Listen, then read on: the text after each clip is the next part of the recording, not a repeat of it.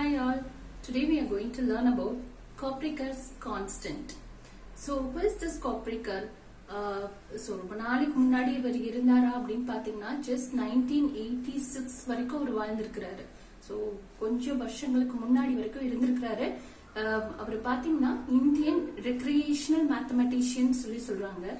So what is this recreational mathematician அப்படின்னு சொல்லி பார்த்தோம்னா without any formal education, just for fun, doing something, அது வந்து அப்படி ஏதாவது நம்ம ஃபைண்ட் அவுட் பண்ணணும் அப்படின்னு சொல்லி சொல்லலாம். லைக் பசில்ஸ், கேம்ஸ், இந்த மாதிரி ஏதாவது ஃபைண்ட் அவுட் பண்றதை தான் வந்து டிஸ்கவர் பண்றது ரெக்ரியேஷனல் மேத்தமெட்டிஷியன் சொல்லி சொல்றோம்.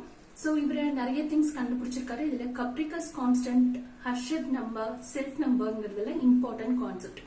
ஃபர்ஸ்ட் காப்ரிகஸ் கான்ஸ்டன்ட் பத்தி நம்ம பார்க்கலாம். அப்படின்னா என்னன்னா 6174ங்கிறத மிஸ்டீரியஸ் நம்பர்னு சொல்றாங்க. Why this is mysterious நம்பர்னு பாத்தீங்கன்னா you can take any 4 digit number but 1111 அந்த மாதிரி இருக்கக்கூடாது. any 2 numbers சேஞ்ச் ஆகணும்.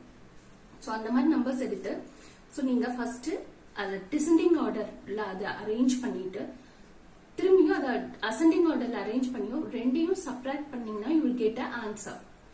அந்த ஆன்சர் திரும்பி உங்களுக்கு 6174 இருந்தா ஃபைன். சப்போஸ் அப்படி இல்லைன்னா கூட திரும்பியும் அதே சேம் ஐட்ரேஷன்ஸ் இந்த மாதிரி பண்ணீங்களா 7th ஐட்ரேஷன்ஸ்குள்ள கண்டிப்பா எந்த ஒரு 4 டிஜிட் நம்பர் எடுத்தீங்கன்னாலும் 6174 தான் உங்களுக்கு ஆன்சரா வருது. ஸோ இந்த மாதிரி அந்த அதனால அந்த கான்ஸ்டன்ட்டுக்கு நேமே வந்து காப்ரிகஸ் கான்ஸ்டன்ட்னு வச்சுட்டாங்க.